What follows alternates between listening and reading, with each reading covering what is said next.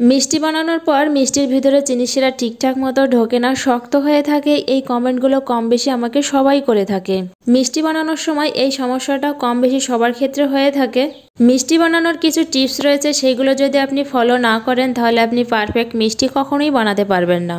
আমি একটা মিষ্টি এভাবে কেটে দেখাচ্ছি, শুধু কেটে দেখালে আপনারা বিশ্বাস করতে চান না, এভাবে হাত দিয়ে ভেঙে দেখাচ্ছি। দেখুন মিষ্টিগুলো কিন্তু একদমই পারফেক্ট তৈরি হয়েছে আর মিষ্টিটা একদম নরম তুলতুলে হয়েছে।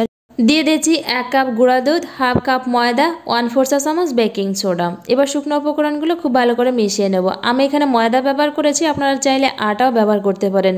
আপনারা চাইলে যতটা গুঁড়া দুধ নিয়েছেন ততটা ময়দা অথবা আটাও নিতে পারেন, তবে গুঁড়া দুধের পরিমাণটা একটু বেশি হলে মিষ্টিগুলো খেতে বেশি টেস্টি হয়। শুকনো উপকরণগুলো একসঙ্গে খুব ভালো করে মিশিয়ে নিয়েছি। এবার এখানে দিয়ে দিচ্ছি 3 টেবিল চামচ ঘি। এখানে অবশ্যই ঘি ব্যবহার করতে হবে, তেল ব্যবহার করলে কিন্তু মিষ্টিগুলো একদমই হবে না। মিষ্টিগুলো পারফেক্ট হওয়ার প্রথম টিপস হচ্ছে এখানে ময়ান দেওয়াটা। ঘি দিয়ে ময়ান দেওয়াটা যত ভালো হবে মিষ্টিগুলো ততটাই ভালো হবে। তেল দিয়ে কখনো ময়ান দেবে না, তেল দিয়ে ময়ান দিলে মিষ্টিগুলো শক্ত হয়ে যাবে। চিনি শিরা যখন মিষ্টিগুলো দেবেন মিষ্টিগুলো শক্ত হয়ে যাবে, চিনি শিরাটা একদমই ঢুকবে না। ঘি দিয়ে ময়ান দিলে মিষ্টিতে একটা দারুণ ফ্লেভার আসে, মিষ্টিটা সফট নরম তুলতুলে হয় আর খেতেও ভালো লাগে। ময়ান দেওয়াটা ঠিকঠাক মতো হয়েছে কিনা সেটা বোঝার জন্য আমি এখানে 1 মুঠো করেছি, আর এটা দেখুন একদম মুঠো হয়েছে, ভাঙতে গেলে একদমই ঝুরঝুরে হয়ে যাচ্ছে, তাহলে বুঝতে হবে যে এখানে ময়ান দেওয়াটা ঠিকঠাক মতো হয়েছে।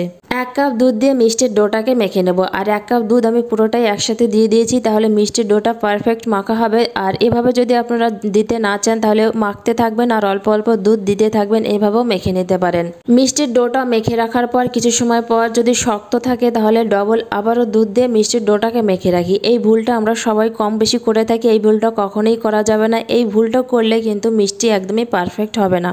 গুঁড়ো দুধের পরিমাণটা বেশি দিয়ে যদি মিষ্টি তৈরি করেন আটা মাখার মতো মিষ্টির ডোটাকে মসৃণ করে মাখা যাবে না। আটা মাখার মতো মিষ্টির ডোটাকে এভাবে মসৃণ করে তৈরি করলে মিষ্টিটা ঠিকঠাক মতোই তৈরি হবে, কিন্তু চিনি শিরা দিলে মিষ্টির ভিতরে চিনি শিরা একদমই যাবে না। মিষ্টির ডোটাকে রেস্টে রেখে দেওয়ার পর যদি মনে হয় শক্ত আছে আবারও ডবল দুধ দিয়ে এটাকে একটু মেখে নরম করে নেব। এই ভুলটাও কখনো করবে না, তাহলে একই সমস্যা আপনাদের ফেস করতে হবে। মিষ্টি বানানোর পর যখন চিনি শিরা দেবেন একদমই মিষ্টির ভিতরে চিনি শিরা যাবে না। কড়াইতে দিয়ে দিচ্ছি 3 কাপ চিনি, 3 কাপ জল, 4টে এলাচ। যতটা চিনি ব্যবহার করবেন ততটাই জল ব্যবহার করবেন, তাহলে চিনি শিরাটা বেশি সময় জাল করতে হবে না। চিনি শিরাটা বেশি পাতলাও হবে না, ঘনও হবে না, একদম পারফেক্ট চিনি শিরা তৈরি হবে। চিনিটা গলে গেছে, এবার এটাকে ঢাকা দিয়ে সাইডে রেখে দেব।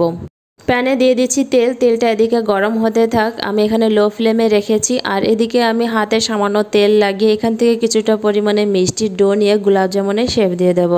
একটা গোলাপজামুন মিষ্টি এভাবে তৈরি করব আর হালকা গরম তেলে দিয়ে দেব। মিষ্টিগুলো দেওয়ার পর যে এই যে একটা বুদবুদ ক্রিয়েট হয়েছে, ঠিক এরকম করেই তেলটা গরম রাখতে হবে। তেলটা বেশি গরম থাকলে মিষ্টির উপরে তাড়াতাড়ি কালার চলে আসবে, মিষ্টিগুলো ঠিক মতো ভাজা হবে না, ভিতরটা কাঁচা থাকবে।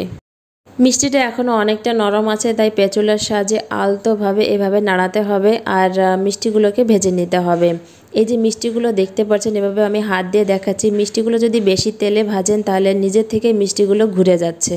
যে কোনো মিষ্টি ভাজার জন্য নন স্টিকের প্যান অথবা কড়াই ব্যবহার করার চেষ্টা করবেন। কড়াইতে অনেক সময় মিষ্টি লেগে যাওয়ার ভয় থাকে।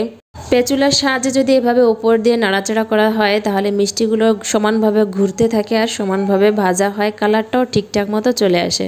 গোলাপজামুন মিষ্টিগুলো লো টু মিডিয়াম ফ্লেমে ভেজে নিতে হবে। মিষ্টিগুলো দেখুন ভাজা হয়ে গেছে, এবার এগুলোকে নামিয়ে নেব। মিষ্টিগুলো ভেজে নেওয়ার পর এই যে তেল থেকে ওঠানোর সাথে সাথে এই গরম অবস্থায় চিনি শিরা কখনো দিতে যাবেন না, তাহলে মিষ্টিগুলো চুপসে যেতে পারে। মিষ্টিগুলোকে হালকা ঠান্ডা করে হালকা গরম চিনি শিরায় মিষ্টিগুলো দিয়ে দেবেন আর এটাকে 3 ঘন্টা থেকে 4 ঘন্টার মতো রেস্টে রেখে দিলেই তৈরি হয়ে যাবে।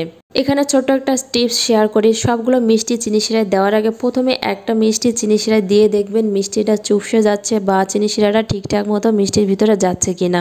এই মিষ্টিগুলো চিনি শিরা চাইলে আপনারা সারা রাত রেখে দিতে পারেন, তবে এই মিষ্টিগুলো যতটা চিনি শিরায় বেশি থাকবে ততটা খেতে আরও বেশি ভালো হবে। মিষ্টি দেখেই বুঝতে পারছেন কতটা পারফেক্ট হয়েছে, একদম মিষ্টি দোকানের মতো। এই টিপসগুলো যদি ফলো করে মিষ্টি তৈরি করেন একদম মিষ্টি দোকানের মতো পারফেক্ট মিষ্টি আপনি সহজেই ঘরে তৈরি করে নিতে পারবেন।